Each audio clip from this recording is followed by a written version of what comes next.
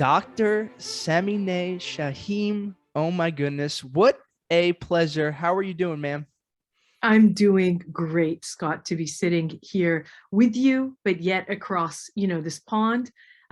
You're on the other side. You're in New York. I'm in London on this. It's a Friday evening for me. I was looking forward to this conversation for us to be able to talk about all that's meaningful to both of us. So thank you. I really appreciate your invitation. Oh, no problem. And I think where we start with Sam, right? Yeah. She's Samineh, I call her Sam. Dr. Yep. Sam. I Yep. like that. Absolutely. The question is not what can she do? It's what can't she do? Because if I told you what she's been doing, I was literally, struck by this. Professor of psychology, you were the dean for the last 4.5 years, coaching, writer for the Huffington Post. I want to get back here to little Sam, and like, what did the plan look like as a child? How did you engulf on this journey, and where did it start? Okay, let me take you right back. So, my parents come from, and we come from a Persian Iranian background. My family lived in the United States even before the 1979 revolution. And so they lived in California, they were studying in California.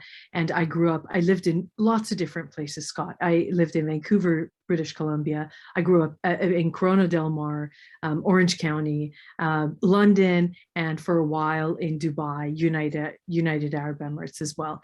So you can imagine that all these different places had an impact and shaped me in their own ways. I come from a household, and my parents are, they put a lot of importance on education. So education was always very important. And I think having gone through the experiences that I did as a child and moving around, it was very important for me to really, from a young age, understand what I was feeling and to be able to leverage those feelings or that understanding to set goals and to get things done. In other words, I think I've been working on developing my emotional intelligence muscles right from a young age. And I have a lot to sort of credit my mother and father for that because they were awesome role models. And then I was 12 years old at school, and they told us to write a poem about what you want to do when you grow up.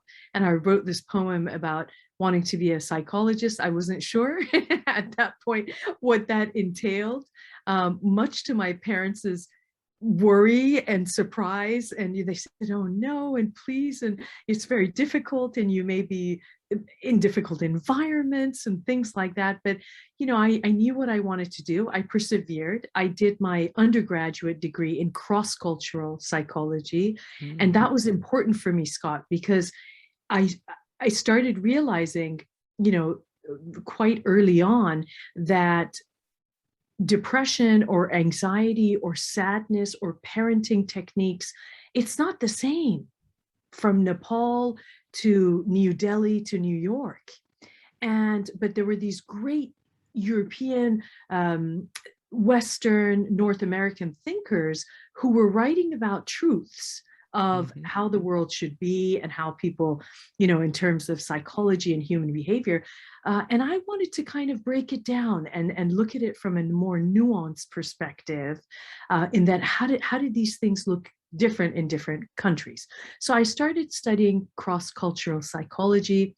I minored in women's studies. So this idea of women and leadership and gender equality and equity has always been important to me.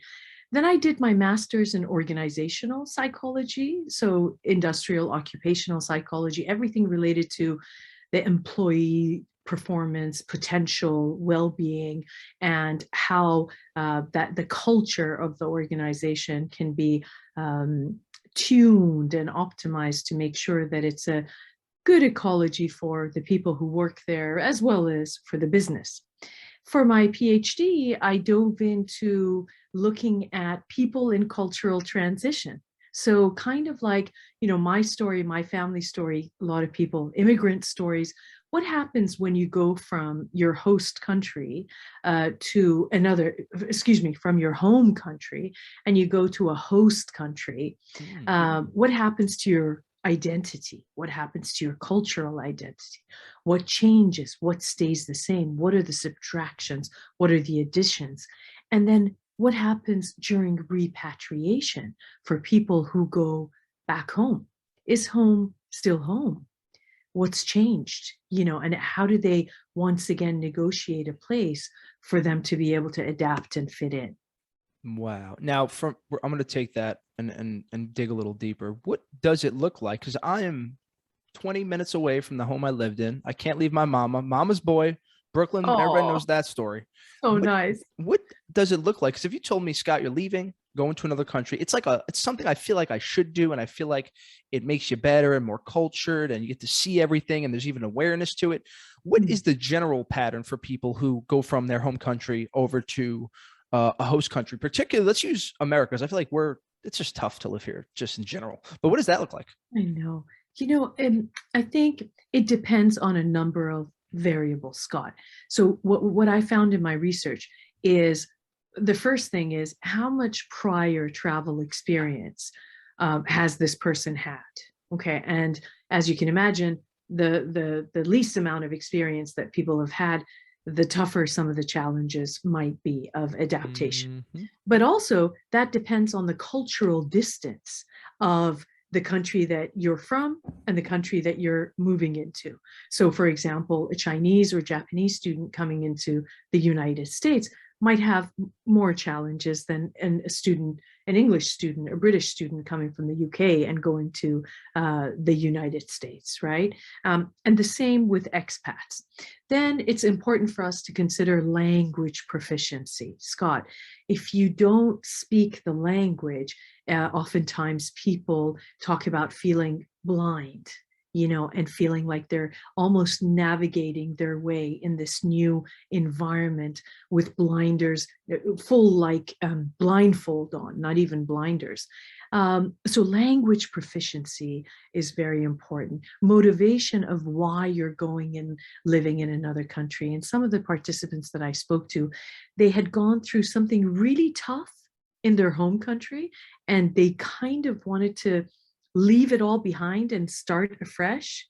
But we know that it doesn't always work that way. If you don't process and work through whatever it is that you need to work through, it's going to somehow follow you in the new place that you're at. So it's, so what was their motivation for going? What was their financial status? Were they comfortable or were they struggling in terms of, these are some of the sort of foundational variables that make a difference or are likely to impact the adaptation process and also the adaptation outcomes for those people.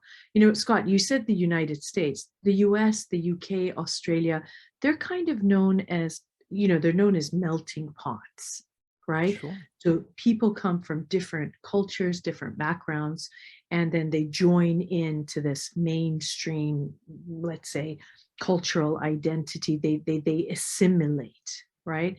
And there's a difference between assimilation and integration, as what I found in my research. When you assimilate, you pretty much take on board the host country cultural values. So now I'm in this country, I'm embracing American values, and I'm being more American than my country of origin. If you integrate, you kind of equally hang on to your home country values, but you also embrace some of the host country values. And the people who do that, hang on a little bit of their home and embrace that of the host country, they seem to have the smoothest experience and some of the most productive outcomes of adaptation.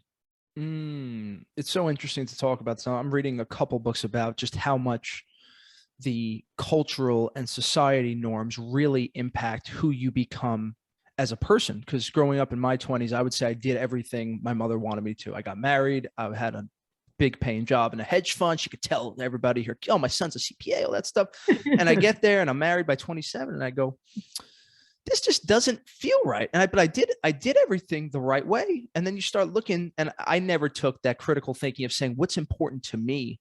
What are my values? And I see this theme coming up with particularly the younger generation of trying to be maybe not quite yourself. You're just kind of being what you're supposed to be by the, you know, by the society. They, And they say, we don't know who they are, but they. I still don't know who they are.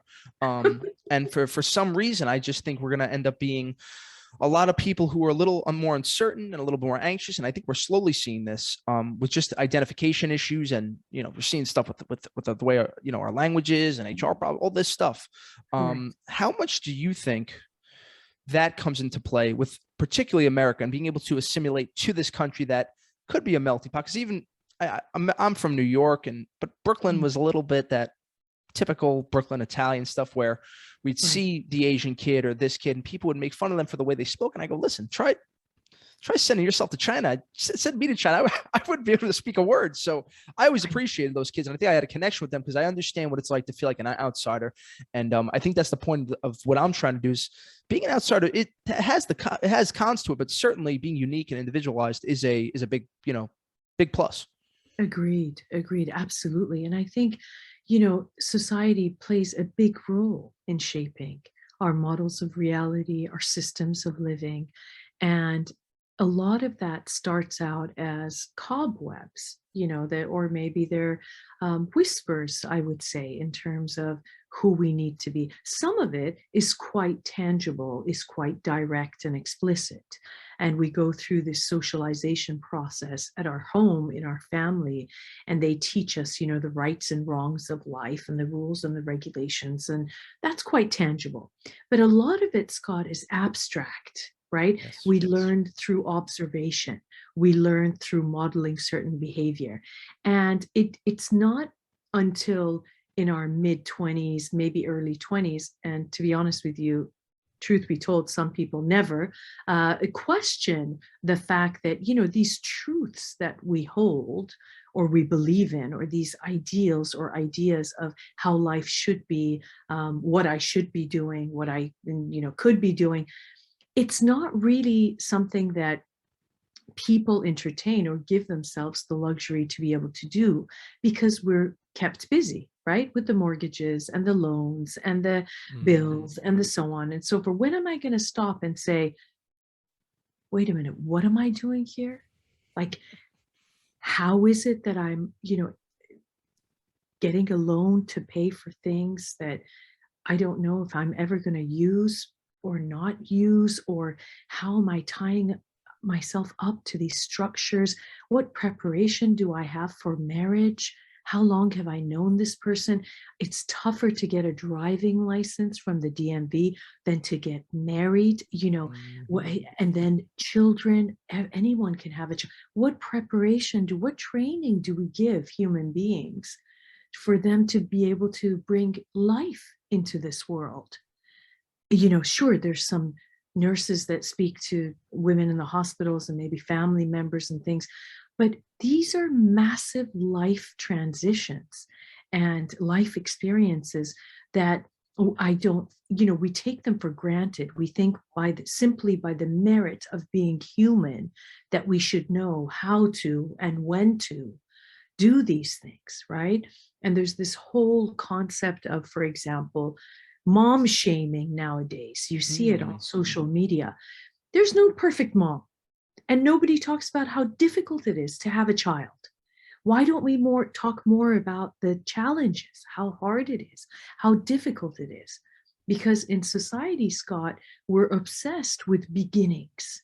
We celebrate birthdays and weddings and first job and, promotions and things. But do we spend any time talking about endings?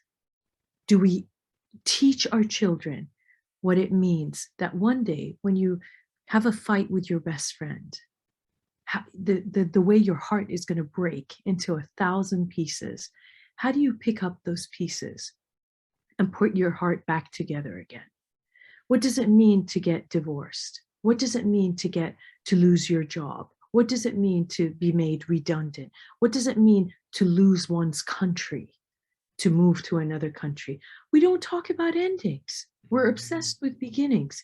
And then I haven't even talked about the big D word, death, right? The way people, the sort of breakdown of psychological experience that they go through, and the grieving process that they experience, especially if they haven't experienced loss of a loved one earlier on in life, is a great indication that we repress every single fear that we have about losing loved ones. We don't think about it and we don't prepare for it. So God forbid, when the day comes, it really has a big impact on us. But the beautiful part of these models of reality, going back to your point, Scott, and systems of living, is that who created them? We did. Yeah. And then who gets controlled by them? We do. Yeah. So who can change them? We can. Wow. Look at that. Yeah, exactly. But if only we just flip it around and say, who came up with it? Yeah, when you start a job and there's a new person who comes in on their first day, right? And you're telling them how to do things, and they have a fresh perspective, new mindset. They walk in and they ask the question of, why do you guys do this way? And what's the most common answer we give them? Same as last year. That's what we called it in the business. Sally is what it was called in accounting. That's why I hated accounting. And I was the guy, Dr. Sam, that any job, my mother still does. She says, you just have to, if something doesn't make perfect pragmatic sense, you throw it out the window. Because even my day job now, I come in to say you do stuff, throw it away, start fresh. Because I just, when I started to realize in my exactly how you nailed 27, 28. And I would say after my divorce is when this kind of expansion happened. And I hate that that's what it takes for people to kind of have this, whatever, enlightenment, awareness. Can you say that again? What did you call it? This expansion? Expansion of I was living unconsciously. If you met me at 24, you'd be like, who is this douche? I was doing the clubs, chasing the women, chasing pleasure, gambling. And I'm happy that I did that, because I could tell you, and everybody knows I've said this 1,000 times, like there's no end in sight. It's an unfillable cup. It's like trying to drink, sea water from the ocean, trying to quench your thirst. It's not going to cut it. And it's so interesting that you brought up the D word, because I'm in the middle of I'm reading a couple books about death. First, I did The Denial of Death by Ernest Becker, and now I'm doing Lack and Transcendence by Loy. David Loy. And I was just reading when he's talking about Schopenhauer and Heidegger's their best approach to dealing with this is deal with it right now, at this moment.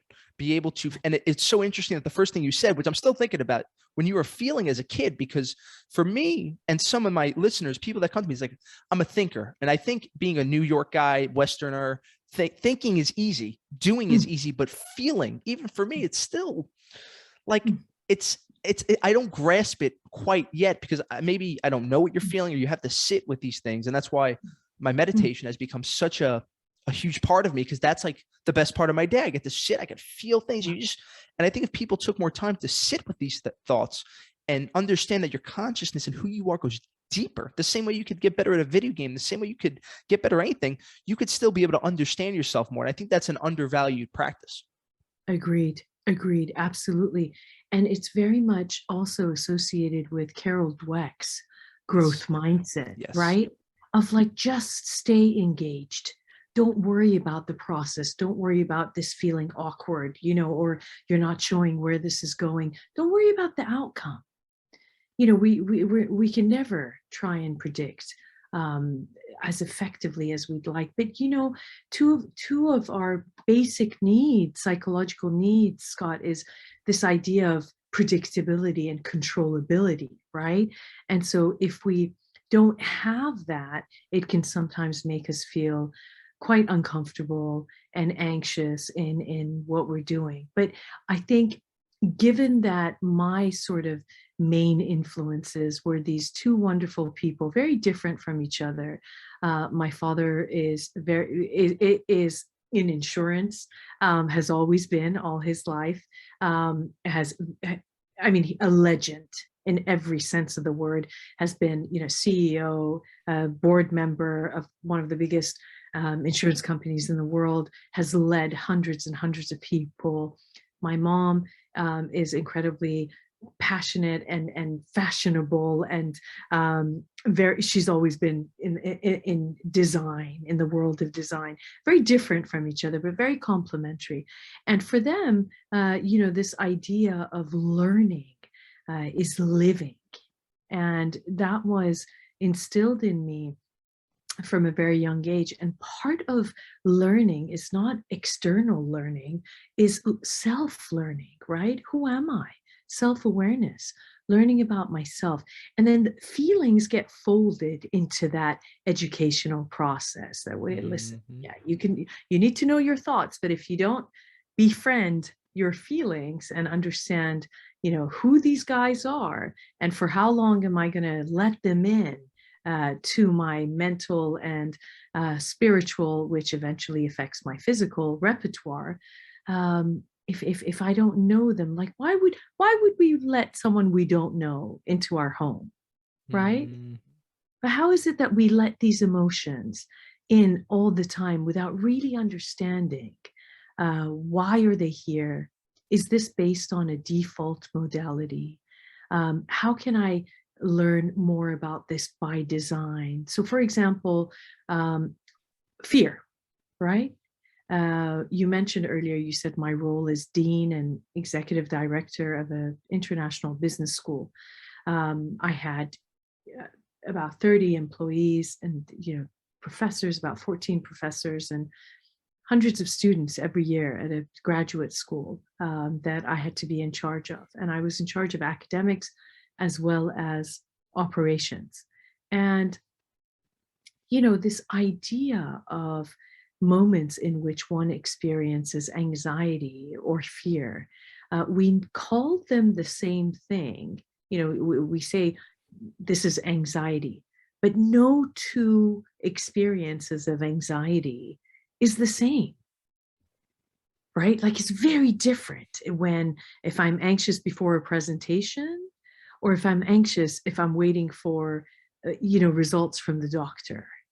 And to know what is that emotion at the moment doing, what's it saying to me, how should I process this? It takes a lot of introspection, and it takes time for us to dive into self-awareness to be able to deepen that. I resigned from my role in September. I think it was one of the best decisions I ever made. I enjoyed every minute of it. Don't get me wrong. It was fantastic. It was a great challenge. And I carried the university through the pandemic and, carried my team as well, and the students and so on through the pandemic. But it was time, Scott, like you, for me to get closer back to, myself and topics of well-being, and to be able to reach a wider audience with some of these messages that I wasn't able to reach when, I was working as, in this position on a campus. And I really enjoyed what you were talking about fear, because that's kind of when I got divorced, I said, I'm going to tackle my fears and become the truest version of myself. And podcasting popped up, which this has been seamless for me. But the other thing, which I mentioned to you earlier, was the comedy. I had debilitating stage fright since a young age. Like I would get on stage and I'd start shaking. I said, fuck it, I'm doing this. I'm going after it.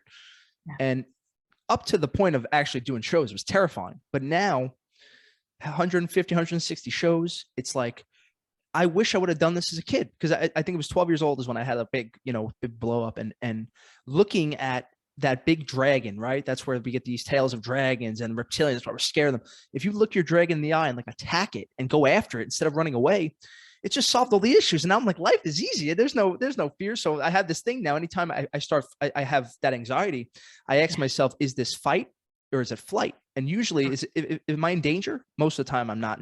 I would say 100%. I've never been in danger. Oh, okay. And then that subsides it. And that's a little trick I found out from, shout out to Gregory B. Davis in his book, Fight or Flight. But that was like one of the most, because every time before I get on stage, I was shaking. I go, oh my God. And I just asked And so myself, how long have you been doing that now? I've been doing this since I started this podcast, May 2020. So I was always, I think for me, the problem was belief. And we could talk about that, how you get people to believe in it. But I was doing it, but I would say a little bit of imposter syndrome, because like you still have that nerves. And what happened was my cousins came to me last year in February. They said, "Oh, we signed you up for the biggest comedy showcase in Manhattan. Good luck. It's at Caroline's. You're going to 400 people." And I threw up. I'm not gonna lie. I literally threw up. I threw up right when they told me it. And then the next 2 months, the show was in May, so I had 2 months to prepare. I never put in more work in my life. I won that show. I got a developmental deal, and it exploded in my mind to like for this to be a real thing. And I think, pressure makes diamonds in a way, right? That's what really ended up creating. And now I thank my cousins. I was like, I hated you when you booked me for it. I know. But you need to put yourself through that ringer a little bit. And I think that's something that my generation could be potentially lacking, just because you don't want to feel uncomfortable, but that's where the growth lies. Yes. And then you're going to like my dad even more when I tell you that, can you imagine in the 60s, his father put him, because he was shy a little bit and socially anxious. And so his father enrolled him in a school where he had to stand up and give presentations and things like that. Yes. And he always says like that was the greatest thing that my father could have ever done for me, to let me come out of my shell. But he was also ready for it, so I think it's phenomenal that you've done it, and I'm excited to see your shows. Oh, thank you. I'm gonna send you some clips after. I'll send you some amazing. clips. It's Perfect. it's hard when you're coming from everybody in my life. My family is intellectuals, doctors, financiers, financial services, and saying that you want to be the art guy, it's still a struggle. But when I started to talk through this, everybody's so supportive. I was so surprised at how supportive everybody was. I'm like, they're not, talking shit. Like, what the hell? And it's really, I think people see that when you just try to be that, I'm just trying to be, but there's still that Scott who's a CPA, I still could do all of it. And that's what I'm learning about that individuation process that Carl Jung talks about. It's not so much of like forgetting the past. It's just adding to it and being able to like piece together this little process of myself. It's like, this is exciting. Exactly. And it's authentic. Yes. More than anything is that if we would stop being versions of what we think other people want us to be, if only we stop choosing jobs, partners, living in places, or doing things that when there's on the one hand, there's our authentic self. On the other hand, on this side here, you've got what we think is our authentic self, which has been shaped by other people's plans for us or programming for us. And then here's the scary part, Scott. There's a huge cliff, ravine in between these two. And this is the purgatory that a lot of people sit in, of confusion, of why do I feel this way? Of what, I feel so bad complaining. I have the house, I've got the family, I've got this. There's a lot of people who don't have any of this. They're looking at the wrong things. They've ticked these boxes, but it's not those that's missing in your life. It's that level of authenticity that your system is screaming and saying, wait a minute, look here, turn your face in this other direction. About 20 years ago, Scott, I read this book. I think it was by Robert Bach, I want to say. And in the book, he unpacked the idea of purpose in a beautiful way. And he used this metaphor of one of the characters was saying, well, what is purpose? How do I know what I'm here for? What am I supposed to be doing? And he said, it's very, very simple. Please don't complicate it. We have this beautiful factory in the sky, and these angels work in this factory, and they manufacture everybody's purpose. And she said, what? How? Okay. Do I send an email? How do I get in touch? I said, no, of course not. Their job is to know exactly how the purpose is manufactured, and then they send us thoughts. So every time you're sitting in traffic, you start thinking, what am I doing with my life? Like, what the hell is going, or you have heart palpitation, or you have anxiety or panic attacks about not being happy. in regards to what you're doing, or Sunday night, and you torture for you to think about, I have to get up again and go to that place. These are the angels, and they're not going to leave us alone until, they're going to keep nudging us until we listen and we then apply and action some of these, messages that we receive from them. Now you can call it whatever you like, a factory in the sky or a factory inside here in your heart and mind. But certainly there is a bigger connectivity. Absolutely. And and those thoughts, that intuition, that gut is something I think is so undervalued, particularly where I come from. Is like, I think you have to trust that and understand that in the end, something's trying to tell you something. And for me, I've been a big fan of Buddhism and understanding this whole like last year I was just trying to figure out my purpose. That was my whole thing. Purpose in life. What is my purpose? And I spend a month in Maui every year. So I have a little villa and I was just looking, and it just hit me 3 a.m. in the morning. I was looking at the stars going, oh, the purpose of all of this is what I'm doing right now. It's the actual moment by moment aspect of this. And it's not like how you were saying, it's not about the end game. It's not about what I become. It's about who I affect throughout the process and who you could connect with throughout this way. So the purpose of life for me is just what I'm doing and living it and not worrying about that. And just, you kind of figure it out when you go. But like you said, you have to remove the fear. And I think you have to have the belief in that vision. It seems like that was a question I had for you, Dr. Sam, is like, what, I'm sure you have there's usually something pulling people forward. There's this great vision. What is yours? And when did that really start to take picture? Was it in your 20s already? Because you seem to figure it out sooner rather than later. Scott, I did it and then I figured it out later. A lot of people wait for clarity and these ideas to be crystallized and like, oh, perfect. Okay, now all my ducks in a row and everything's. I didn't say no to anything. So whatever opportunity that came my way, sometimes even if it was irrelevant and people telling me, what are you doing? Oh, you've got your master's, you shouldn't accept that job, or you shouldn't do that. I live by this idea that Sheryl Sandberg, who's the CEO of Facebook, she talks about that our career development, our career path is not, we shouldn't call it the career ladder. It's not vertical and step by step and nice and neat. It's more like a jungle gym, And there are times when you're like going straight across through the, these monkey bars, and then you slide down into a room full of balls. Other times you're moving vertical and upwards. And each section has its value. There are things, Scott, I'll tell you a story. I had to take geology in my undergrad degree because all the other electives were taken. I wanted to take ceramics or photography, but those get a break, right?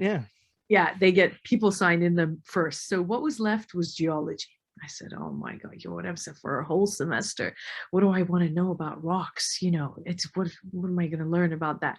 It doesn't matter. I went, thought every opportunity is a great opportunity to be able to learn something. So took it all in, did the tests, passed the course, and everything was fine. And I thought, those are hours I'll never get back in my life, but it's part of the process, not a problem. Then I was at my first networking event shortly after my bachelor's degree, okay? And I was desperate to get an internship role at this place that the manager happened to be there and his PA was there. And so I was looking for him. He wasn't there. I wanted to kind of go introduce myself. And I went to the PA and I said, oh, is Mr. So-and-so coming soon? And she said, well, in about a half an hour, because he's got this passion, this hobby, and he's at a conference for that, and he'll come in shortly after. And I said, oh, what's this about? Oh, he said, he's a huge geology enthusiast, and and when he comes, I'll let him know that you're looking for him. Immediately I thought, yes, now I know how to start the conversation. And Scott, I did. I started off with some of the facts that I had learned from See? that course, and he was blown. He said, "How do you, where did you learn? Are you really interested in this?" And we had a really deep, meaningful conversation, and I got my first internship role. See? Um, yeah, through that. So I was hungry, I was thirsty, I was empathetic, I was judicious, I grabbed things, but I collaborated. I brought people along with me. Yes. And I really never wanted to do it alone. Whenever I could, I'd engage other people. And at every step, uh, I really enjoyed, Scott, having this eclectic um, sort of dimensions, different variables. So, for example, when I teach, my information is scientific, valid, reliable, up to date, right? It has to be. So then when I do consulting work for organizations, my teaching informs my consulting. Then through the consulting work, I can use examples in these classes that bring the subject to life. Because one of the things that students often complain about is they say, well, so what? How am I going to use this in the real world?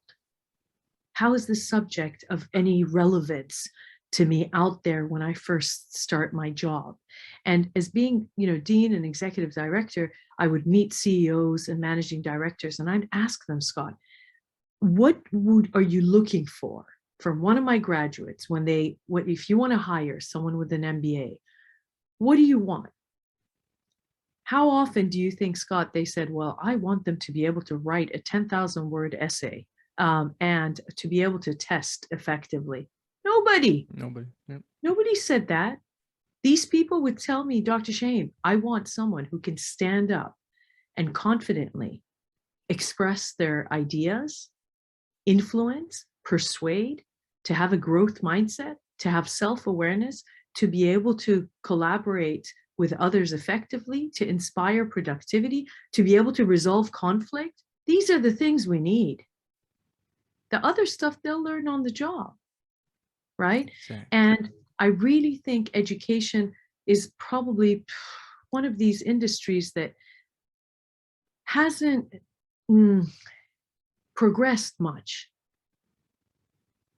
from the way that we've been doing things for decades, centuries. And I think we need to realize, Scott, that professors and universities are no longer the gatekeepers of information, and that the new generation, and these guys are natives in the virtual world.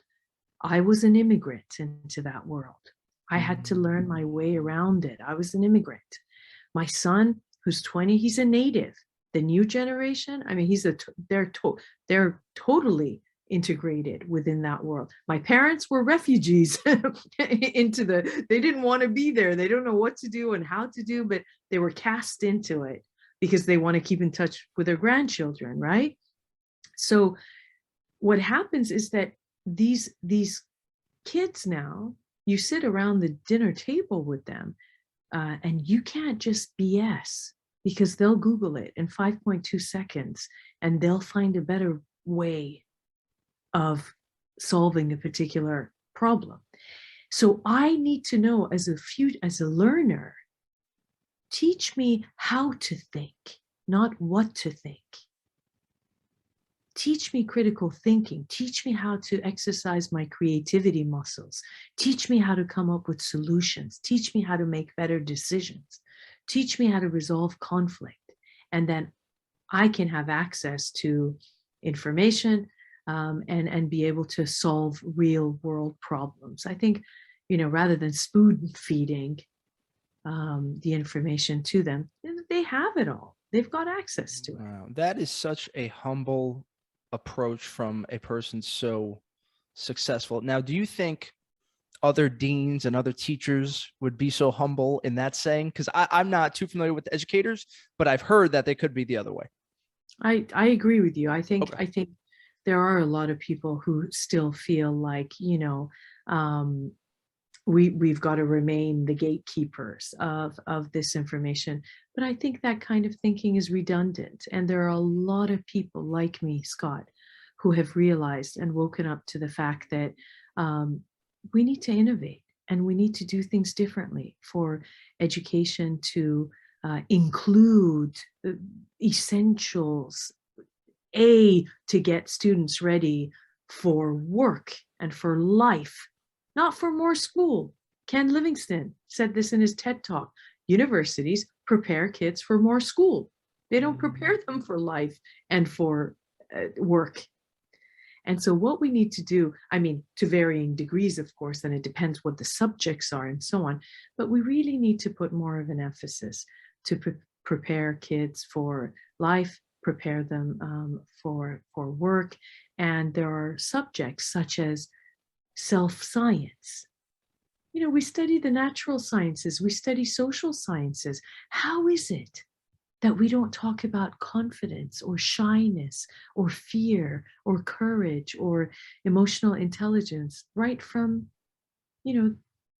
kindergarten or grade 1?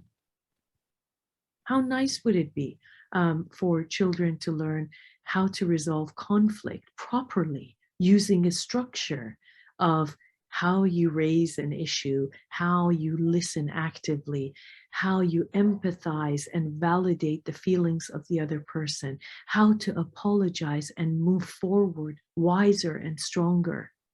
There's a science behind it. Absolutely. Absolutely. We could have a conflict resolution class. We could have a self-science class. We could have I'm signing up for a mindful meditation class just because when we start the day, we're sitting with our thoughts for 40 minutes without saying, because I begged I did the, you had to get 175 credits to be able to sit for your CPA license in America. So you had to take extra classes. So I said, Ma, all I want to do is take philosophy. Please let me take philosophy. No, you got to I want you to get a minor in finance and a minor in business. And like everybody's trying to pad their resume with this nonsense. And I ended up, without my mother to know, I took a couple extra classes, got a minor in philosophy. And what happens on my interview with this billionaire for this family office?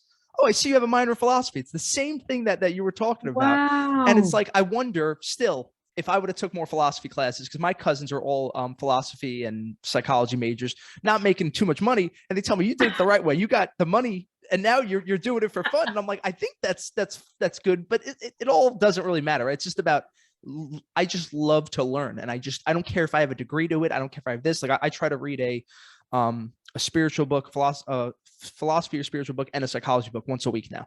And it's just, it's not a test. It's not, but maybe if somebody told me you have to write an essay, I don't know how that would go, but exactly. And I don't know if that has something to do with it, but I just love it. And it's like, I found this one thing that I'm just like obsessed with. And it's like, this is what I'm thinking about. After this, I'm going to listen to Alan Watts for 2 hours. I just can't wait. I just want more and more. Yeah. Like I wish I had more hours in the day, right? To like be able to listen to more. I know it's true. It's beautiful, Scott. And it's so contagious. I hope that people who are listening, they sense the passion and the kind of the energy, the enthusiasm that you have about it, that I have about it, and that it encourages them, motivates them, fuels them to also find whatever it is that they could feel this passionate about. I worked hard, Scott, really, like long hours, nonstop. I put in a lot, but here's the thing: when you enjoy it and you're doing what you love, there's that great post, do what you love and you'll never work a day in your life. And then someone crossed it out and says, do what you love and you'll never stop working. Exactly. Right? But it comes with the territory. I'm so fortunate that I married a guy who is similar with what he does and loves. So he sometimes has to work late into the evening, answering phone calls and things like that. And once in a while, we kind of are there for each other and say, "Hey, come on, it's time to log off or shut it down and take it easy a little bit." But it's that kind of I can't wait to wake up, go to the gym, put on my, headphones and listen to this podcast that I've been waiting to hear for a while. So I'm similar to you very much. I reached that goal that I had of that leadership role because, Scott, it was super important for me as a leadership professor and executive coach, because I taught leadership and I had leadership positions, but I wanted this role to kind of put my money where my mouth is. You know what I mean? It's one thing teaching about leadership and organizational behavior. And that's when my father was like, listen, I know you teach all these things theoretically, but let's see if you can implement it, you know? And I learned such valuable lessons. And I'm super proud to say that I got top-notch staff survey evaluations year in, year out. We had such great psychological safety within the team. The collaboration that took place. People would walk into campus and say, Dean Sam, that's what I was affectionately referred to. They'd say, Dean Sam, there's a special culture here.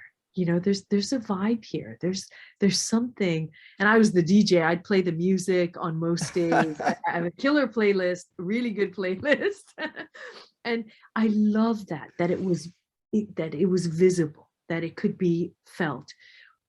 Had some really challenging periods as well, challenging episodes. I learned a lot from a lot of people, students, professors, my colleagues. But it was very fulfilling because, I think, Scott, if you hire me to talk about leadership, you probably want me to have some leadership experience, right? Absolutely. Yeah. And unfortunately, nowadays, there's a lot of amateurs, sitting in the seats of experts.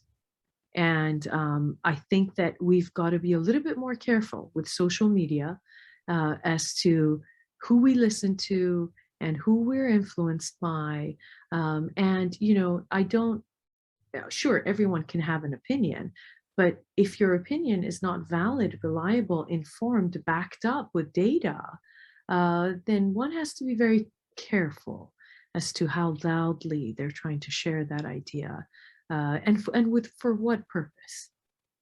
Exactly. I think people have to, and I think that comes with being more aware, and even being more of a leader yourself, right? Maybe add that to our school here, to Sam and Scott's School of Knowledge. We'll add leadership to that, because I'm like the opposite. So when people are trying to get up the ladder, and it's particularly in the hedge fund world, New York, I was like, I don't need to be a leader, because it's just kind of people you're just going to listen to me regardless. So it's just kind of how it is. And my brother's like, how do everybody listen to you? I'm like, I don't know either, but it's just, I think it's that authenticity. I at least try to take that. I'm not the smartest. I'm not the hardest worker. I'm definitely no Sam in the working thing, but we're going to try. And that's why, I get an opportunity every day to talk to billionaires, and it's like, everybody's trying to figure out what I'm doing. And I had to ask one of these guys one day, what do you like? He's like, you're just not a bullshit artist. He's like, you can bullshit, but you're not a bullshitter. I'm like, okay, at least that makes me feel better. I think that authenticity used to be so valued in the world. And now people think they're being authentic on this Instagram stuff, but we see your bullshit. Yeah, it's true. It's not sustainable. Yes. Now, how do you think psychologically we're going to combat this? Because I'm a little nervous for these younger kids when they start, if you're a kid that's 5 years old, you have the phone now, you're going to be on social media by the time you're 25. What is their brain going to look like? How much are they going to be looking at the next person with the car or with this? Like, how do we combat this? Is it everything we're talking about, really? I'll tell you the way that I look at it. I oftentimes, with these incredibly complex topics, I try and zoom out, and have more of a bird's eye view about what's going on. Scott, let's keep in mind that this happens with every generation. Every generation and the introduction of new technology, whether it was the typewriter, whether it was the car, whether it was the TV, whether it was the radio and the internet and the personal computer and so on and so forth,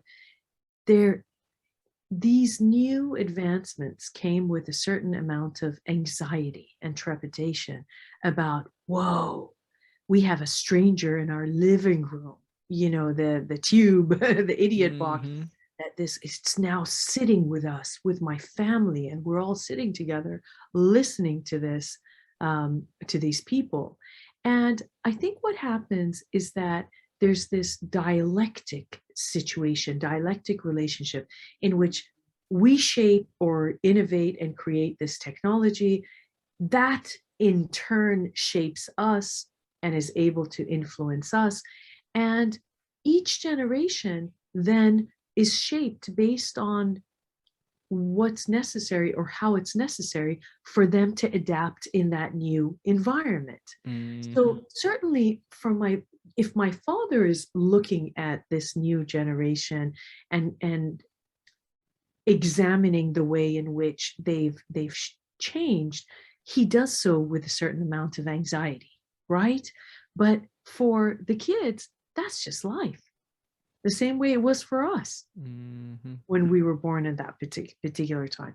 So I think that we should try and mitigate or try and deal with some of the long-standing social ills.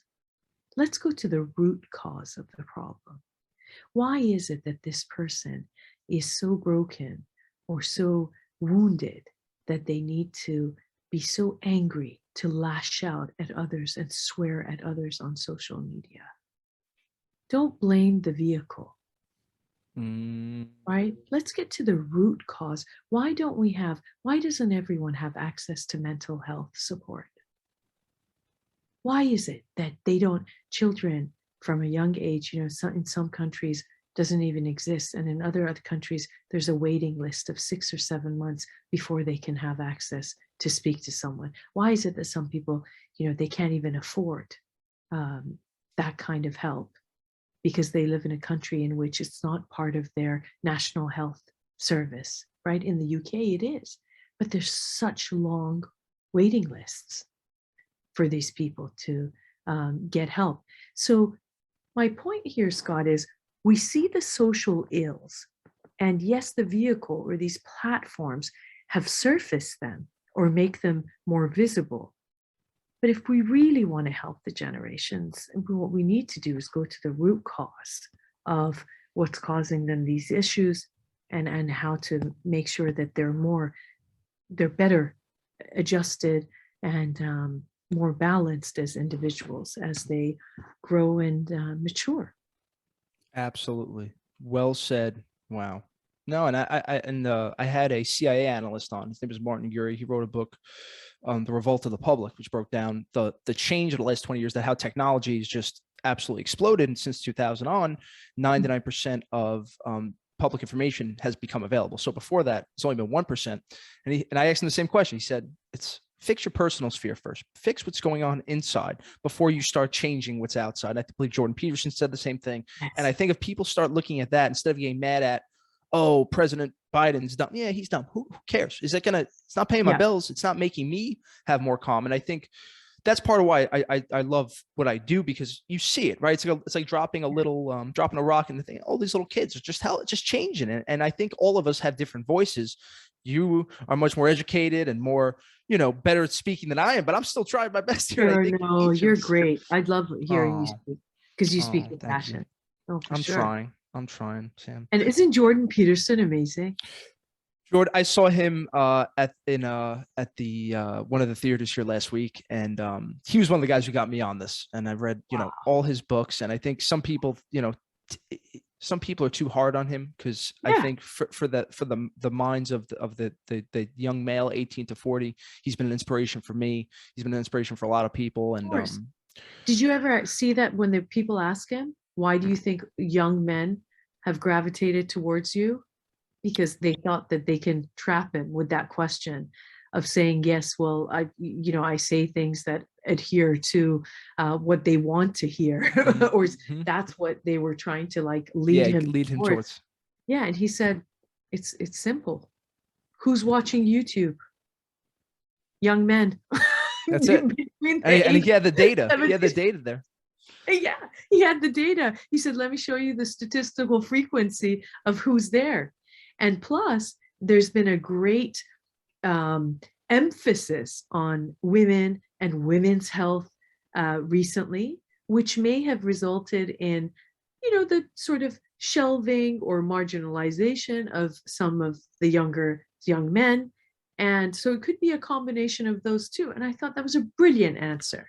It I mean, really is. even when he had that big back and forth on, it was the BBC, or was it was one of those things with one of the blonde women, and he was just breaking down the data, and she was getting so upset about, women are just more agreeable, because I happen It was to. in Sweden. It Yeah, was oh, a, it's Sweden. yeah, right. And Yeah. I just happen to always I look at that stuff because I just happen to have more feminine of those qualities. I'm more agreeable. I'm more conscientious, and I don't look at that stuff as bad. But I guess I tried to be very humble with these things. I don't know what it's like to be a woman. I don't know what it's like to be any minority. So I just like I can't. I try to be as humble and understanding with this stuff and have empathy, which I think you were actually talking about last week on Instagram or something.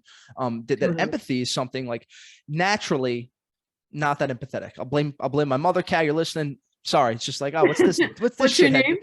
Caroline. Caroline is my Caroline. mother. Oh. My mother taught that doing for me, Sam. That just every night, hour of math questions, an hour of spelling bee questions. Every night she told me how to do, but that feeling piece, that Italian woman, push those feelings down. Let's eat pasta on Sundays. You'll be fine. So I'm still learning that process of being, right? Because I look at it like, even I have a Tony Robbins coach, and I love the self-development piece, but I think equally important to self-development is self-healing. And there's doing, being able to hit your goals, and then there's that being, and being able to sit in stillness, calmness, that eternal cosmic feeling that you have when you're just silent and you just feel it. And I want people to have both of those. And I think it's just, they're each feeds on the other. Like I can't hit my goals if I'm not feeling still and calm and all that good stuff, Agreed.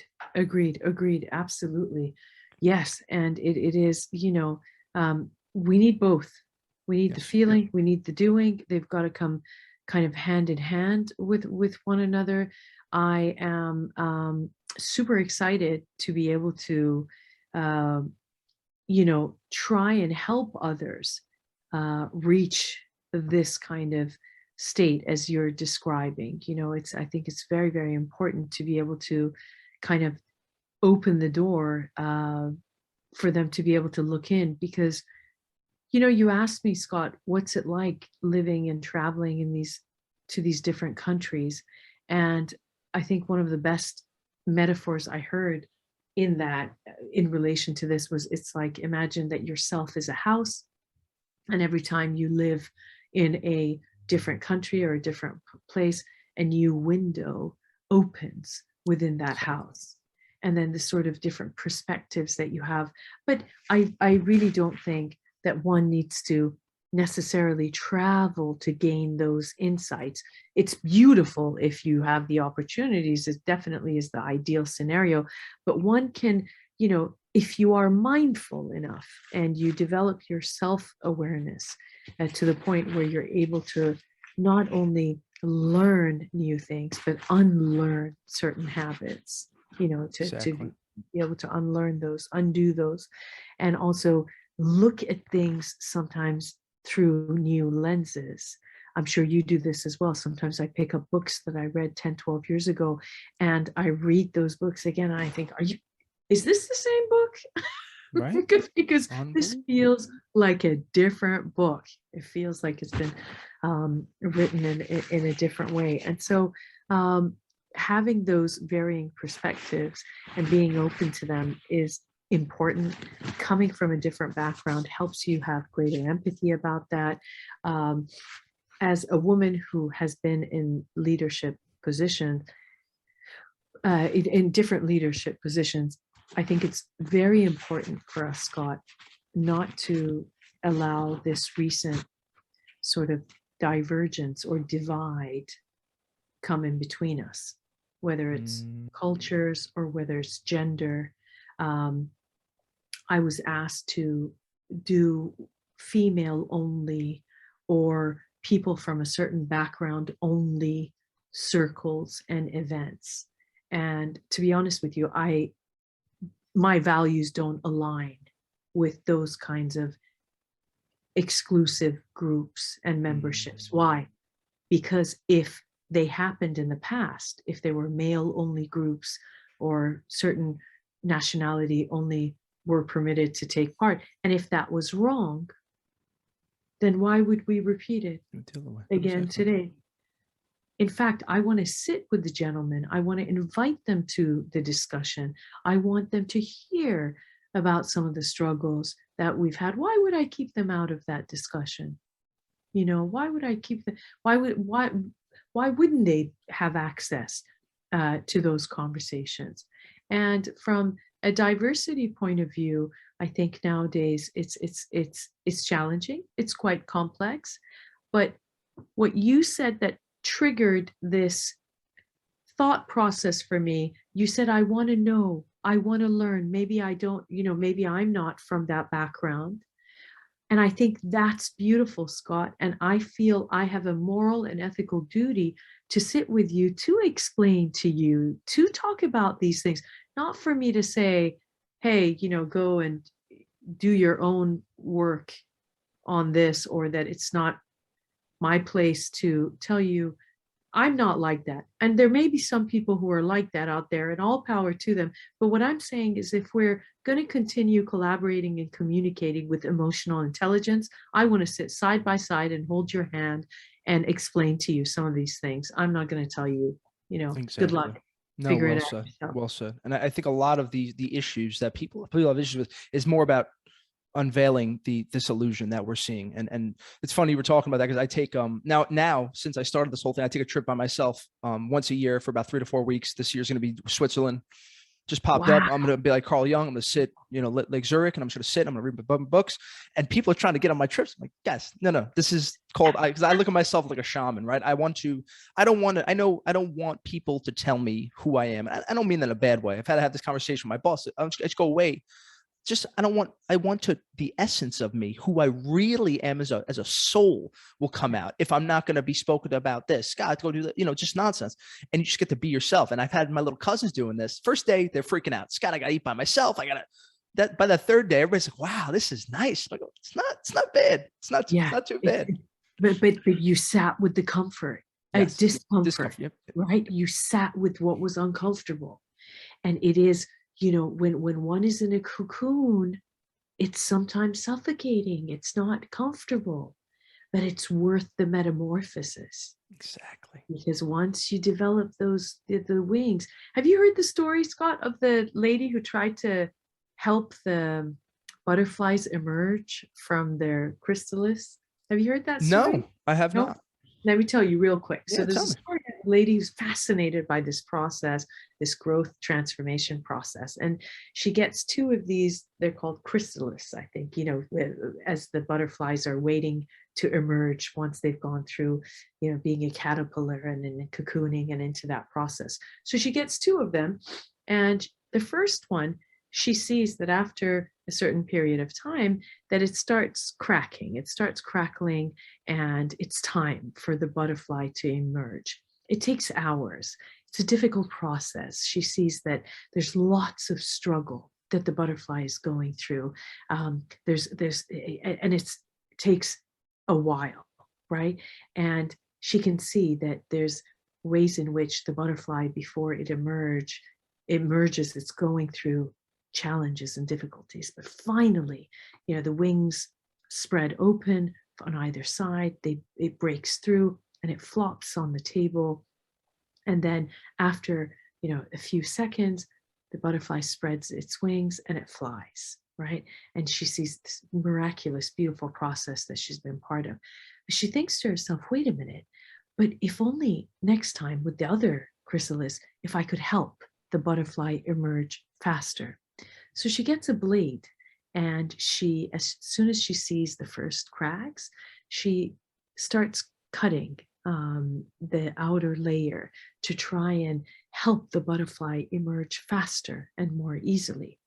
And she started cutting. As she cut it through, the butterfly easily slipped through, fell onto the table, and then she was waiting. 5 seconds, 10 seconds, a minute, 5 minutes, nothing. And she saw that the butterfly wasn't alive. I think she thought maybe this butterfly's dead. So she took the butterfly to where she had got these 2 chrysalis from, and she said, what's going on? And the expert there explained to her, well, you see, the challenge, the struggle of emerging through these layers is what builds the veins and the blood vessels necessary for the blood to flow through the wings of the butterfly, for them to be strong enough to be able to fly. And you rob them essentially of that developmental process. So nature made a decision that if they haven't strengthened or developed that skill, they won't survive in nature. So they died. It died, right? And so it's very important for us to go through those discomforts, because it's only in those moments that not only do we develop the neural pathways necessary in our brains to develop that mental toughness to deal with these difficulties, but also the kind of inoculations, right? These are like psychological vaccines. Every difficult experience that you go through is like a psychological vaccine that strengthens your emotional immunity to be able to confront and deal and hopefully prevent issues in the future. Exactly. And for me, like going through the attack and fears and all this stuff, for me, it's like people think your fear is going to get lower. No, it's not that. This is a Dr. Peterson thing. It's your courage goes up and you become more brave. And I feel like that for me is like spread all around, because it's like, if you go after your biggest fear, like what else do you have? So yeah, wonderful. Agreed. Sam, thank you so much. This was such a nice episode. Seriously, this was great. Thank you so much, Scott. I enjoyed it as well. I can't believe the time went by. Yeah, look, I know we gave it time. I'm like, we're 20 minutes past. Jesus Christ. I know, everybody, we were in the flow. In the zone. We're in the zone. It's meant to be. Thank you so much again. Cause and the Effect community. You can find all of Sam's information and notes below. Check out our Instagram. Check out our website. If you're on YouTube, hit the ding, hit the like. Thank you for joining us. The new YouTube channel's up. Just do me a favor. Tell one of your friends about this. Think this stuff is important. So as always, stay safe, stay positive, stay blessed. We'll talk to you later. Bye-bye.